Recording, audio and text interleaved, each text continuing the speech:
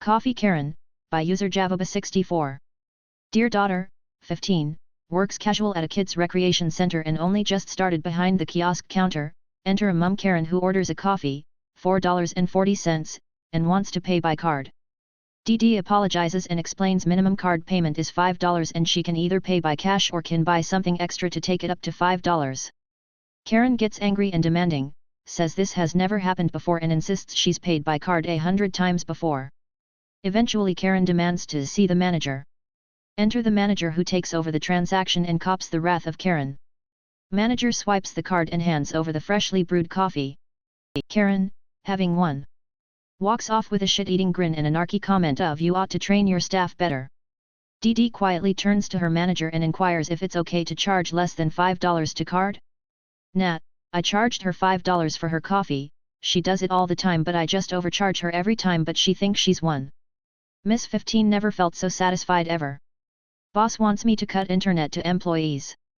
I comply, by user Mlapla.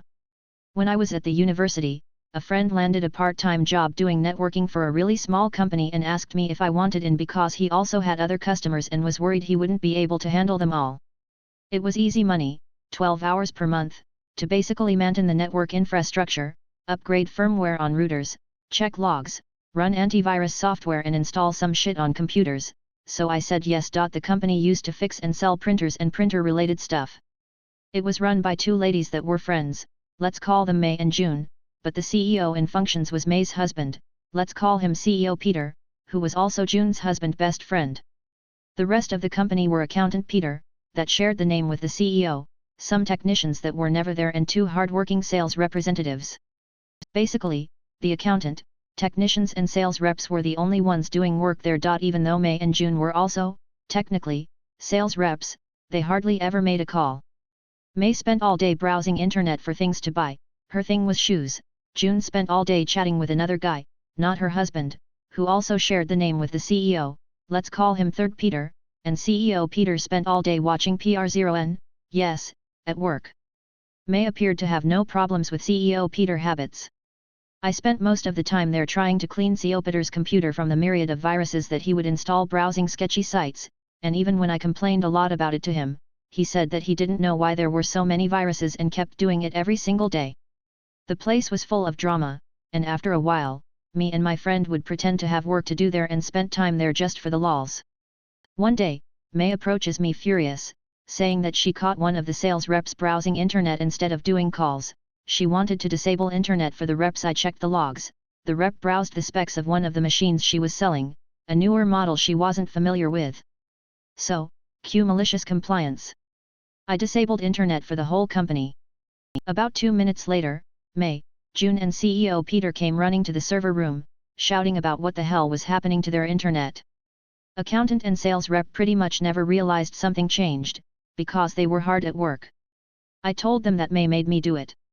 She said but just to the reps, and I told them some bull that I couldn't block a specific IP because they were assigned dynamically, so they were about to change and blah blah blah. CEO Peter was red as a tomato. He demanded to reinstate internet for everyone. I looked at June, she noted. I looked at May, she said are you sure you can't just for them? I said no. She exhaled. Okay, them, internet is back up. TLDR, owner that spent the day browsing internet asked me to disable internet for the hardworking employees. I disabled internet for the whole company, and the only ones that complained were the slacker owners and CEO. PS1, company dissolved when June sent an email meant for Third Peter to accountant Peter while he was looking at a thing with CEO Peter, who saw the email. That day I think we spent like 4 hours in the company, the only thing lacking was popcorn. PS2, CEO Peter made hilarious attempts to hide his PR0N usage.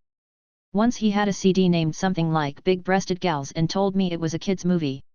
PS3, June had a post-it note with her password at one side of the screen. Boss applies policy, employee gets mad, CEO rips employee a new one, by user Eldon42.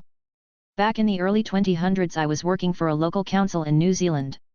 If you're not aware, NZ has a central government, and a series of local areas around cities or rural boundaries, each run by an elected mayor and council. The day-to-day business is, of course, done by employees in a typical business structure. One of the things about this is that all computer systems are regarded as being owned by the council, and kinda sorta by the populace. If a member of the public wants to see what's on the computers, they can make a request under the Official Information Act, and see pretty much anything, except private data. Private data being defined by the Privacy Act as basically names, addresses, birth dates, phone numbers, etc. Also working in the council offices was a small business, that had an exclusive contract with the council. This group handled the more physical aspects of the council systems, maintenance of roads, sewer and water systems, etc. If the council said we need a new pipe there, this small business made it happen. Thing is, the small business leased, this is important, their computers from the council.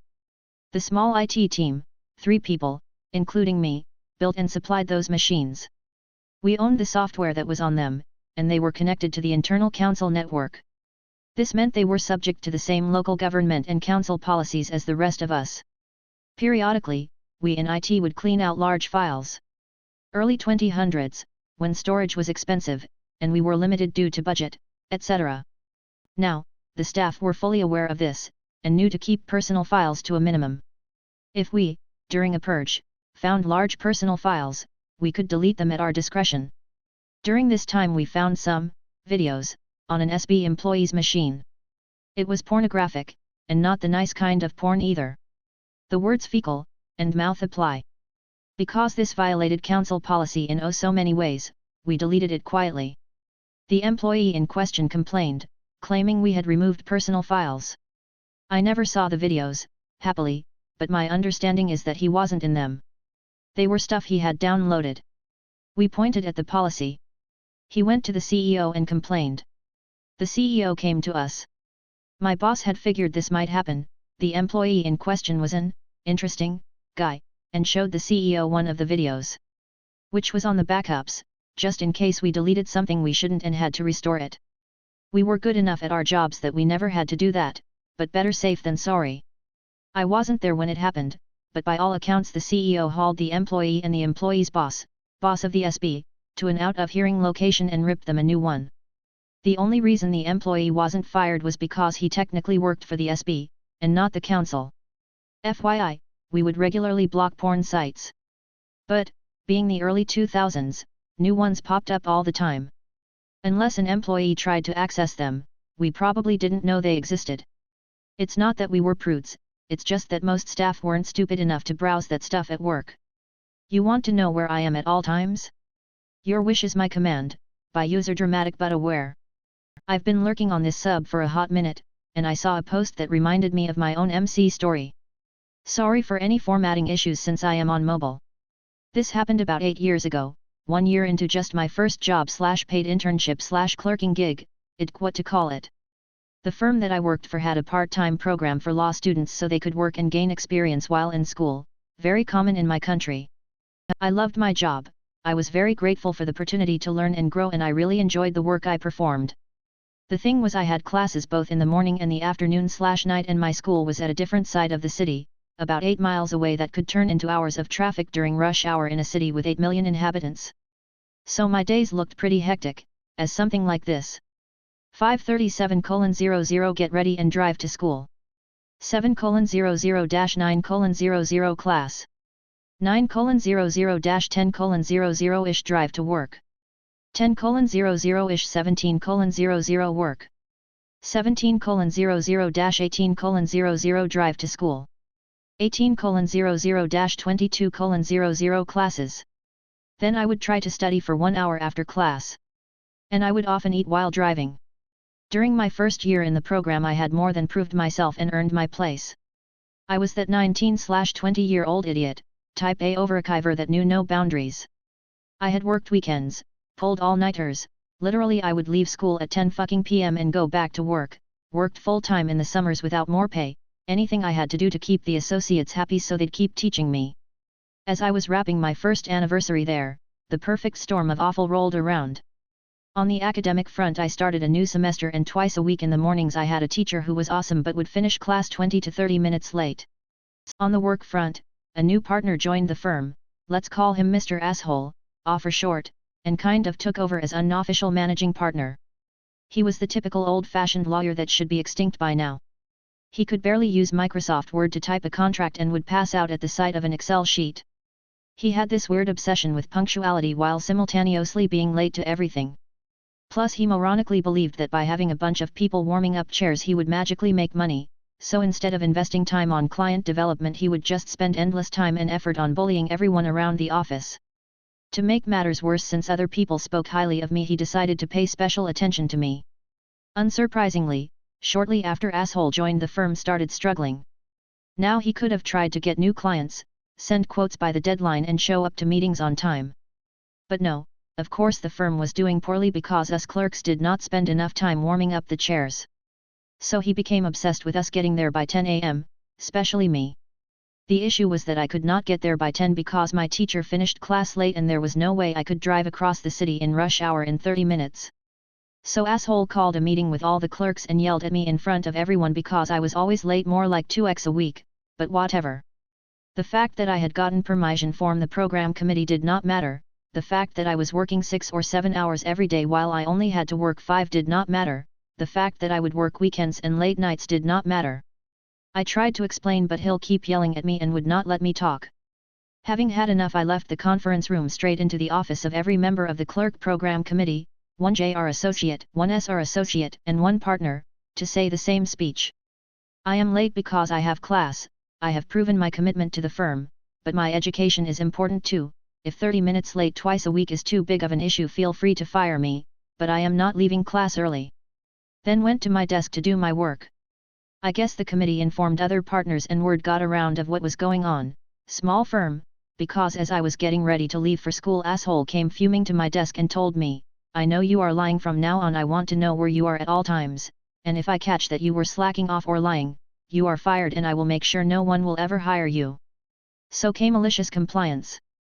The next day I woke up extra early, 5 a.m. sharp, took a time-stamped photo and sent it to both his email and phone, since I could not risk him not getting it and him not knowing where I was. I sent a time-stamped photo every 5 minutes captioning what I was doing like it was my own personal social media platform of one follower. The cherry on top was that my teacher had worked with asshole in the past and obviously did not like him very much, so he let me take photos during the class and diligently send them to asshole. I even went as far as taking a photo of the toilet door with the text peeing, and then at the toilet flushing all done. While driving, since traffic was really slow, I would send a photo and include how much I had moved during that time. Sometimes it was something absurd like 100 feet. As soon as I sent a photo of me at my desk, he shows up saying that he got the point and I could stop. A couple weeks later he simply stopped bugging people and started working from home or locking himself up in his office. My guess is I was not the only one to complain, and the other partner realized how dangerous he could be for the firm and asked him to back off. "She must go on leave and I won't hear any excuses," by user one Swiss worker. So this happened a few years ago. I was a union delegate at a large firm. We had a manager called Karen, I've written about her before on this subreddit, who was appointed to her role by a director of the company. Let's call the director her uncle. Karen wasn't very clever. She hadn't finished high school and previously worked as a receptionist. She once told me 40 was half of 100. Karen is struggling in her job and basically does nothing. Her desk is a mess of paperwork.